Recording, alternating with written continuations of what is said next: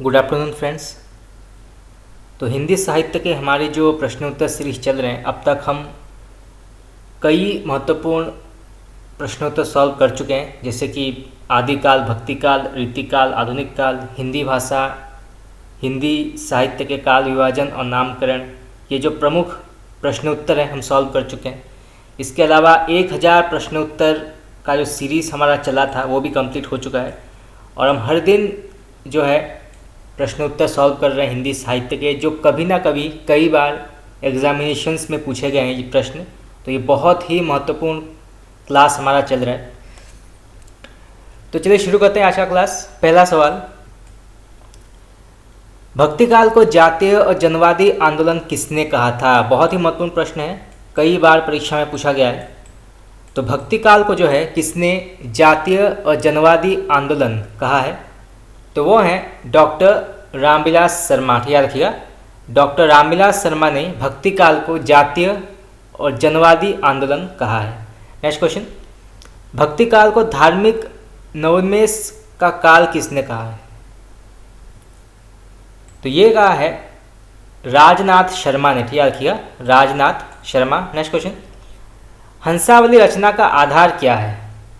तो हंसावली जो रचना है उसका आधार क्या है या इसका विषय क्या है? तो ये लिखा गया है विक्रम वेताल पर आधारित। याद रखिएगा, हंसावली जो है ये विक्रम वेताल पर आधारित है। तो इसको आप नोट कर लीजिए, परीक्षा में पूछा जा सकता है।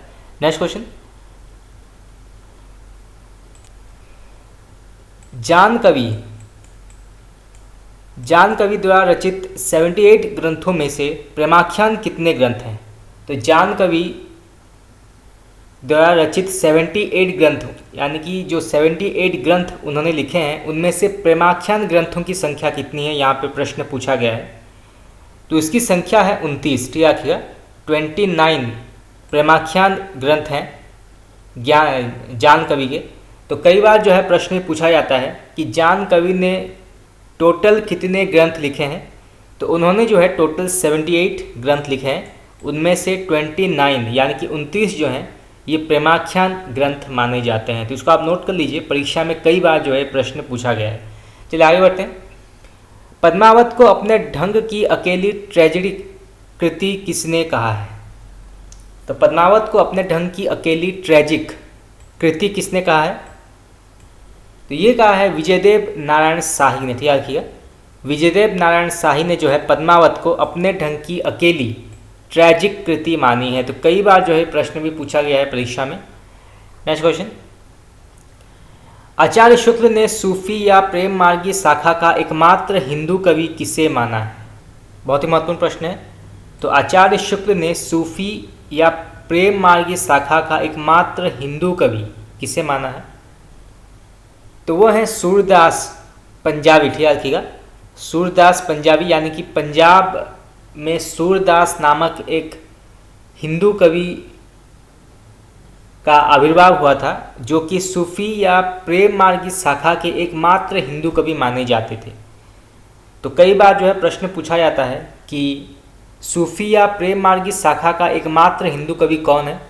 तो वो है सूरदास पंजाबी। ठीक है, तो इसको आप नोट कर लीजिए, परीक्षा में पूछा जा सकता है। नेक्स्ट क्वेश्चन, निर्गुण भक्ति का आदि स्रोत क्या है? ये भी कई बार परीक्षा में पूछा गया है और बहुत ही महत्वपूर्ण प्रश्न है। तो निर्गुण भक्ति का आदि स्रोत क्या है? तो इसका उत्तर होगा श्वेताश्वर उपनिषद। याद रखिएगा, श्वेताश्वर उपनिषद जो है ये निर्गुण भक्ति का आदि स्रोत माना जाता है। नेक्स्ट क्वेश्चन, कबीर को रेडिकल सुधारक किसने कहा है? बहुत ही महत्वपूर्ण प्रश्न है, कई बार परीक्षा में पूछा गया है। तो कबीरदास को जो है रेडिकल सुधारक किसने कहा है? तो ये कहा है बच्चन सिंह ने। याद रखिएगा, डॉक्टर बच्चन सिंह ने कहा है कबीर को रेडिकल सुधारक। और वाणी का डिक्टेटर किसने कहा है? वाणी का डिक्टेटर, ये भी कई बार प्रश्न पूछा जाता है परीक्षा में।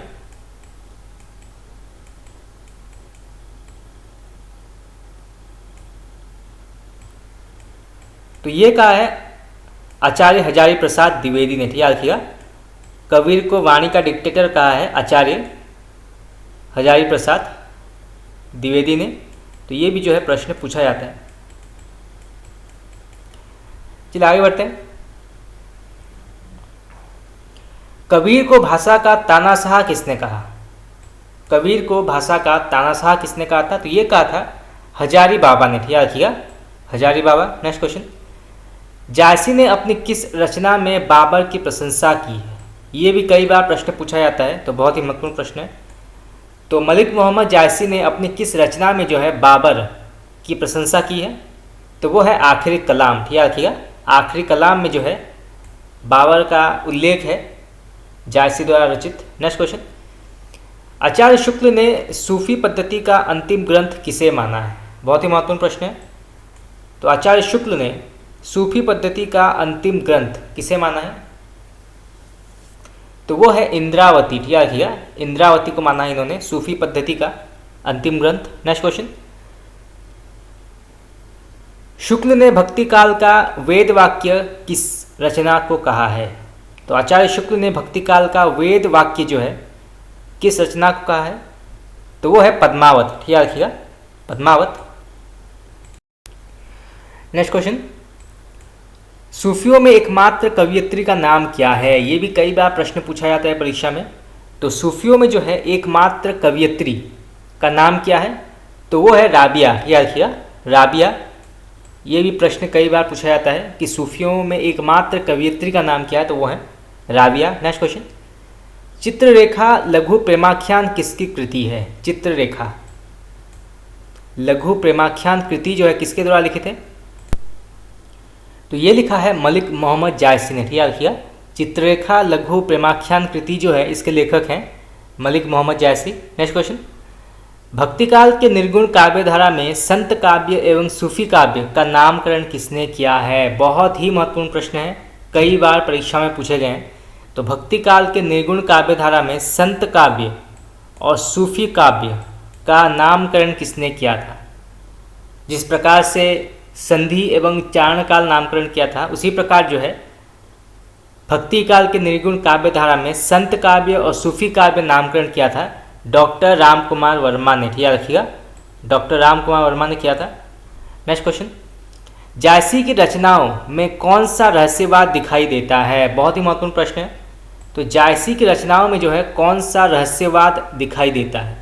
तो वो है भावात्मक। याद रखिएगा, भावात्मक दिखाई देता है। नेक्स्ट क्वेश्चन, भक्तिकाल को अचानक बिजली की चमक के समान फैल जाने वाला साहित्य किसने कहा है? बहुत ही महत्वपूर्ण प्रश्न है, बहुत ही प्रसिद्ध कथन है भक्तिकाल से जुड़ा। तो भक्तिकाल को जो है किसने अचानक बिजली की चमक के समान फैल जाने वाला साहित्य कहा है? तो वो है जॉर्ज ग्रियर्सन। याद रखिएगा, जॉर्ज ग्रियर्सन। और जॉर्ज ग्रियर्सन का ये मानना था कि भक्ति आंदोलन का जो उदय है वो ईसाई परंपरा से हुआ था, ऐसा जो है जॉर्ज ग्रियर्सन का मानना था।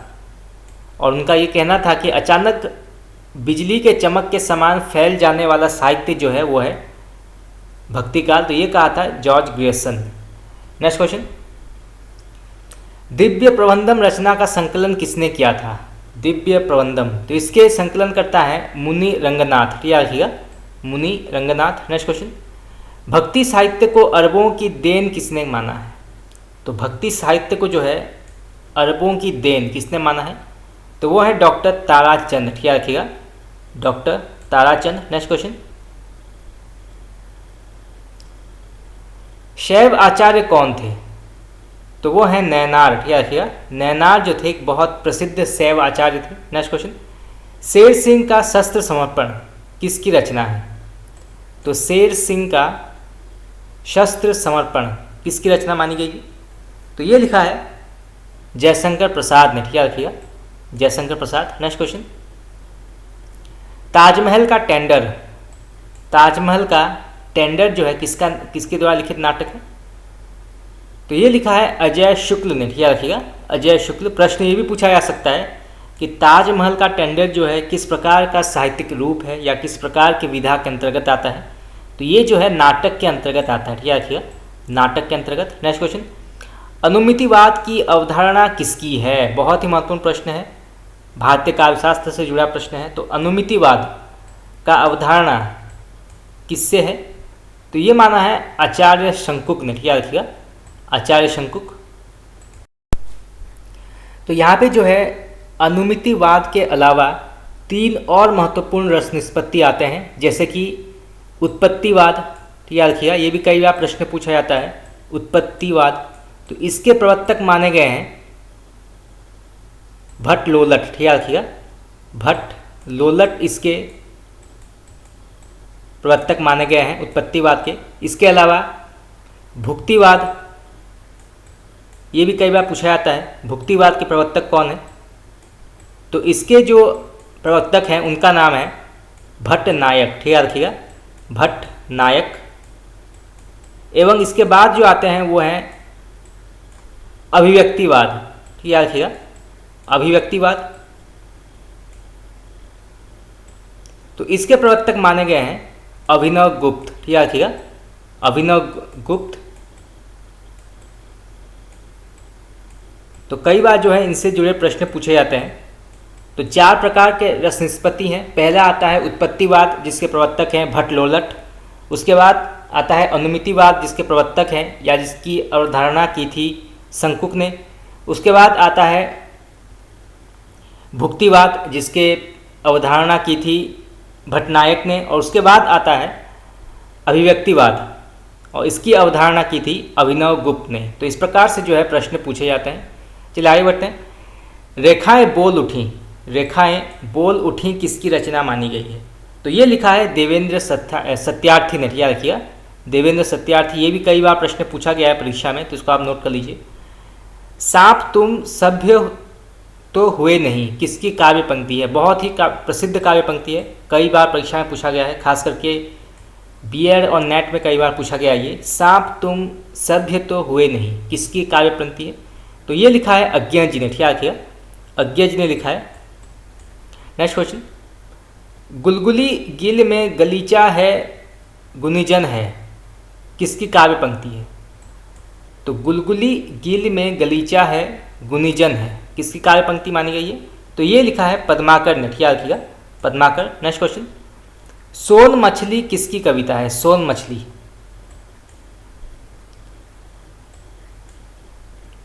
तो ये किसकी कविता मानी गई है? तो ये लिखा है अज्ञा जी ने, याद रखिएगा अज्ञा जी ने। यहाँ से प्रश्न भी पूछा जा सकता है कि सोन मछली जो है ये किस प्रकार के साहित्यिक रूप के अंतर्गत आती है या किस प्रकार के विधा के अंतर्गत आती है? तो ये आती है कविता के अंतर्गत। चलिए आगे बढ़ते हैं। यमुना के प्रति कविता के रचनाकार कौन है? यमुना के प्रति, तो इसके लेखक हैं निराला जी, याद रखिएगा सूर्यकांत त्रिपाठी निराला जी ने लिखा है यमुना के प्रति। नेक्स्ट क्वेश्चन,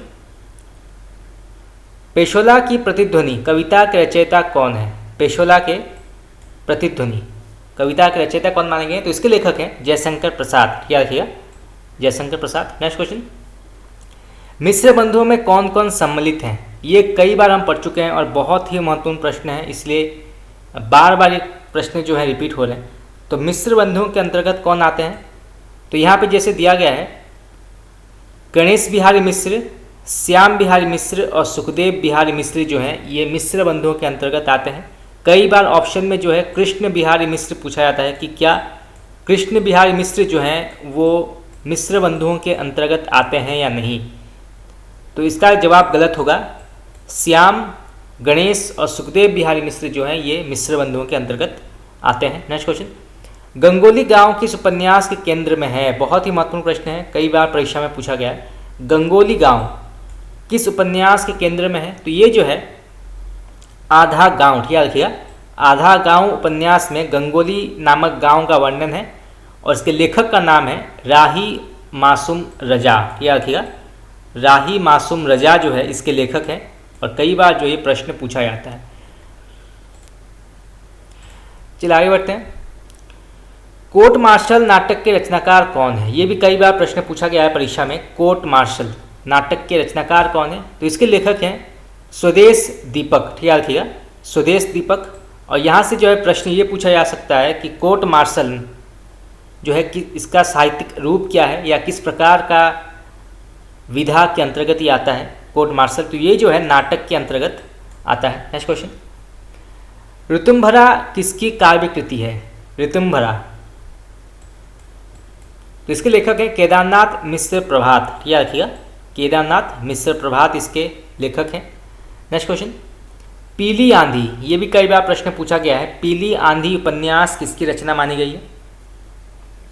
तो ये लिखा है प्रभा खेतान ने, याद रखिएगा, प्रभा खेतान। नेक्स्ट क्वेश्चन, रमणीयार्थ प्रतिपादक शब्द काव्यम किसका कथन है? बहुत ही प्रसिद्ध कथन है, कई बार परीक्षा में पूछा गया है। रमणीयार्थ प्रतिपादक शब्द काव्यम किसकी रचना है, किसका कथन है? तो ये कहा है जगन्नाथ ने, याद रखिएगा, जगन्नाथ ही ये प्रसिद्ध कथन का है। नेक्स्ट क्वेश्चन, शब्दार्थ सहितो काव्यम, बहुत ही प्रसिद्ध कथन है, भारतीय काव्यशास्त्र से जुड़ा। शब्दार्थ सहितो काव्यम, ये किसका कथन है? तो ये कहा है भामह ने, याद रखिएगा, भामह। नेक्स्ट क्वेश्चन, एक मंत्री स्वर्ग लोक में किसका उपन्यास माना गया है? एक मंत्री स्वर्ग लोक में, तो ये लिखा है शंकर, तो इसके लेखक हैं शंकर पुणंता बेकर, याद रखिएगा, शंकर पुणंता बेकर जो है ये एक मंत्री स्वर्ग लोक में के लेखक हैं। नेक्स्ट क्वेश्चन, एक चूहे की मौत उपन्यास के रचनाकार कौन है? एक चूहे की मौत, ये भी कई बार प्रश्न पूछा गया है। इस उपन्यास लेखक कौन है? तो इसके लेखक हैं बदी उजमा, याद रखिएगा, बदी उजमा। चलिए आगे बढ़ते हैं। उत्पत्तिवाद के सिद्धांत के प्रवर्तक कौन है? देखिए हम पहले पढ़ चुके हैं, फिर से वही प्रश्न आ गया कि उत्पत्तिवाद के सिद्धांत के प्रवर्तक कौन माने गए हैं? तो इसके लेखक हैं या इसके प्रवर्तक हैं भट्ट लोलट, याद रखिएगा, भट्ट लोलट जो हैं ये उत्पत्तिवाद के प्रवर्तक माने जाते हैं। और ये भी जो एक बहुत ही महत्वपूर्ण रस सिद्धांत का अंश है उत्पत्तिवाद, कई बार प्रश्न पूछा जाता है। नेक्स्ट क्वेश्चन, भुक्तिवाद के सिद्धांत का प्रवर्तन किसने किया था? तब पूछा गया है कि भुक्तिवाद के सिद्धांत का प्रवर्तन किसने किया था? तो ये क्या था? भट्ट नायक ने, याद रखिएगा, भट्ट नायक ने किया था भुक्तिवाद। नेक्स्ट क्वेश्चन, प्रभुजी मोरे अवगुण चित न धरो, बहुत ही प्रसिद्ध पंक्ति है, तो ये किसकी पंक्ति है? तो ये लिखा है सूरदास ने, याद रखिएगा, सूरदास ने लिखा है। नेक्स्ट क्वेश्चन, संप्रेषण सिद्धांत के प्रवर्तक कौन है? बहुत ही महत्वपूर्ण प्रश्न है, पाश्चात्य काव्यशास्त्र से जुड़ा। तो संप्रेषण सिद्धांत के प्रवर्तक कौन माने गए हैं? तो इसके लेखक हैं रिचर्ड्स, याद रखिएगा, रिचर्ड्स इसके प्रवर्तक हैं संप्रेषण सिद्धांत के। नेक्स्ट क्वेश्चन,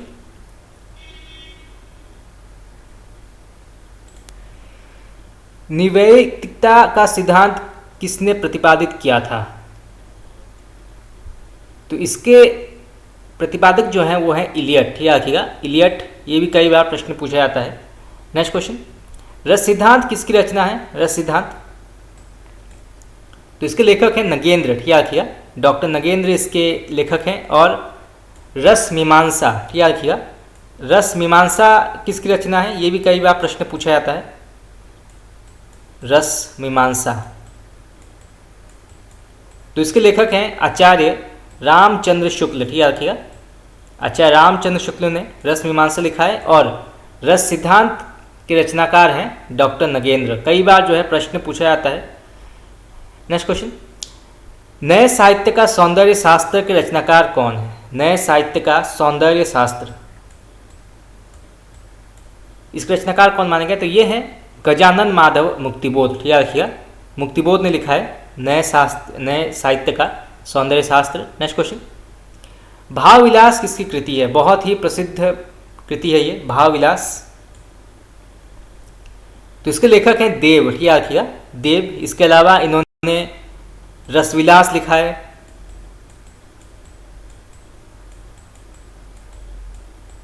जाति विलास लिखा है इन्होंने, एक और प्रसिद्ध कृति है देव की।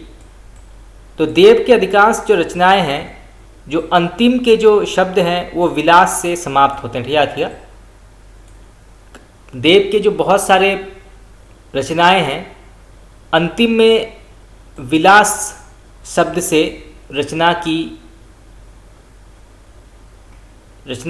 का नाम जो है वो उसका एंड होता है। तो इस तरह से आप पहचान सकते हैं कि ये रचना जो है ये देव की है। नेक्स्ट क्वेश्चन, ओ वरुणा की शांत कछार किसकी पंक्ति है?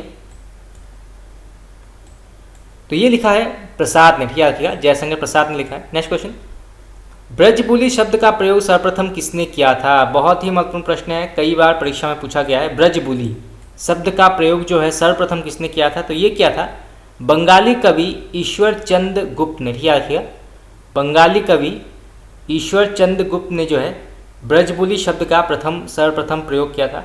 ब्रजबुली क्या है ये हम पहले पढ़ चुके हैं, अगर आपने अभी तक नहीं देखा है तो आप जाके देख सकते हैं।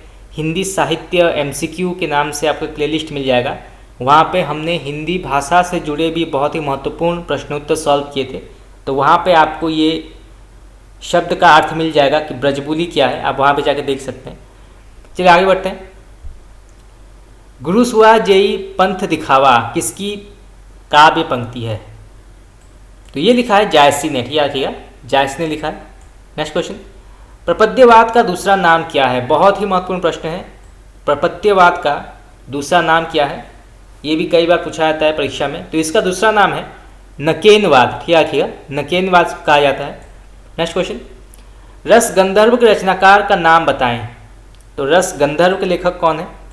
तो इसके लेखक हैं मणि मधुकर, ठीक है, रखिएगा मणि मधुकर। नेक्स्ट क्वेश्चन, यमगाथा नाटक किसने लिखा है? यमगाथा,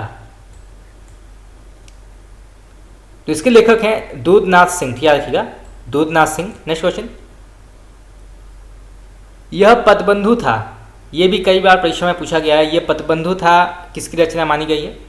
तो इसके लेखक हैं नरेश मेहता, ठीक है, रखिएगा नरेश मेहता। नेक्स्ट क्वेश्चन, ध्वन्यालोक ग्रंथ किसकी रचना है? ध्वन्यालोक, ये भी कई बार प्रश्न पूछा जाता है। तो ध्वन्यालोक जो है इसके लेखक हैं आनंदवर्धन, ठीक है, रखिएगा आनंदवर्धन, जिन्होंने ध्वनि संप्रदाय, ठीक है, रखिएगा ध्वनि संप्रदाय का प्रवर्तन किया था। आनंदवर्धन इसके लेखक हैं ध्वन्यालोक के आनंदवर्धन। तो कई बार ये प्रश्न पूछा जाता है। चलिए आगे बढ़ते हैं। साहित्य दर्पण के रचनाकार कौन है? साहित्य दर्पण, तो इसके लेखक हैं विश्वनाथ, ठीक है, रखिएगा विश्वनाथ कवि। नेक्स्ट क्वेश्चन,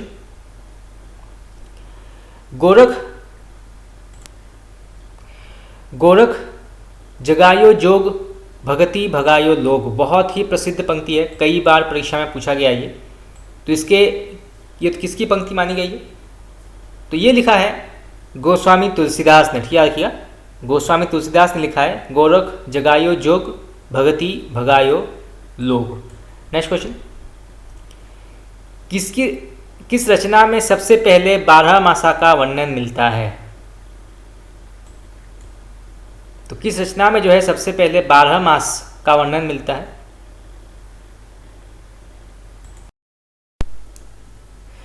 तो इसका सही उत्तर होगा नेमिनाथ चौपाई में, ठीक है, रखिएगा नेमिनाथ चौपाई में जो है सबसे पहले 12 मासा का वर्णन मिलता है। और देखिए यहाँ से जो है प्रश्न ये भी पूछा जा सकता है कि हिंदी में पहली बार 12 मासा का वर्णन कहाँ मिलता है। देखिए आपको ये लग रहा होगा कि सबसे पहले 12 मासा का जो वर्णन है वो या तो पद्मावत में हुआ होगा या पृथ्वीराज आसो में होगा, परंतु नहीं, सबसे पहले जो है 12 मासा का वर्णन नेमिनाथ चौपाई में हुआ था। उसके बाद हिंदी में, ठीक है, रखिएगा हिंदी में जो है सर्वप्रथम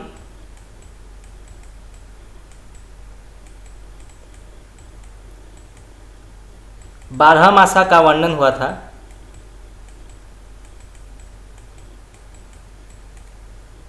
विसलदेव रासो में, ठीक है, रखिएगा विसलदेव रासो में हुआ था। तो यहाँ से देखिए इस प्रकार के प्रश्न जो है कंफ्यूज करने वाले पूछे जा सकते हैं। तो हिंदी में सर्वप्रथम 12 मासा का वर्णन हुआ था विसलदेव रासो में। उसके बाद हिंदी में पहली बार व्यापक ढंग का 12 मासा किस में हुआ था? तो ये हुआ था पृथ्वीराज रासो में, ठीक है, रखिएगा व्यापक ढंग से, हिंदी में व्यापक ढंग से पहली बार 12 मासा का वर्णन हुआ था पृथ्वीराज रासो में। तो देखिए यहाँ से भी जो है कंफ्यूज करने वाले क्वेश्चंस पूछे जा सकते हैं।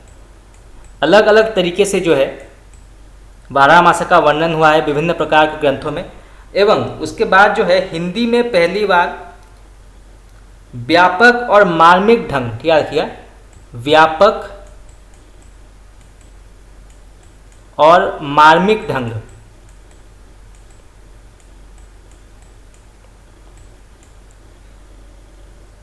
में बारहमासा का वर्णन जो है वो मिलता है पद्मावत में, ठीक है रखिएगा। तो इस प्रकार से जो है प्रश्न पूछे जा सकते हैं। तो सबसे पहले बारहमासा का वर्णन हुआ है नेमिनाथ चौपई में। उसके बाद हिंदी में पहली बार बारहमासा का वर्णन हुआ है विसलदेव रासो में। उसके बाद हिंदी में पहली बार व्यापक ढंग से बारहमासा का वर्णन हुआ है पृथ्वीराज रासो में, एवं हिंदी में पहली बार व्यापक एवं मार्मिक ढंग से बारहमासा का वर्णन हुआ है पद्मावत में। तो इस प्रकार से जो है 4 प्रकार के क्वेश्चंस पूछे जा सकते हैं। चलिए आगे बढ़ते हैं।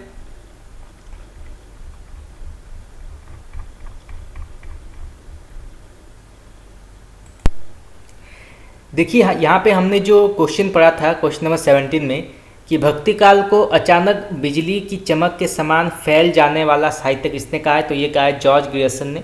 और उन्होंने जो एक प्रसिद्ध कथन कहा था जो कि कई बार परीक्षा में पूछा जाता है कि भक्ति आंदोलन, ठीक है रखिएगा, भक्ति आंदोलन को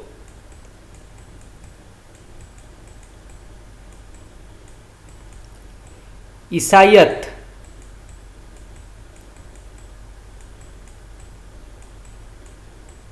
की देन किसने माना है। ये कई बार पूछा जाता है कि भक्ति आंदोलन को जो है ईसाईयत की देन किसने माना है, तो ये माना है जॉर्ज ग्रियर्सन ने। ये कथन बहुत ही प्रसिद्ध है, कई बार परीक्षा में पूछा जाता है, तो इसको आप नोट कर लीजिए। तो फ्रेंड्स आज के लिए इतना ही। आज हमने कुछ और 50 महत्वपूर्ण हिंदी साहित्य के प्रश्नोत्तर सॉल्व किए, और अभी भी बहुत सारे प्रश्नोत्तर सॉल्व करना बाकी है। तो आज के लिए इतना ही। आपका बहुत बहुत धन्यवाद।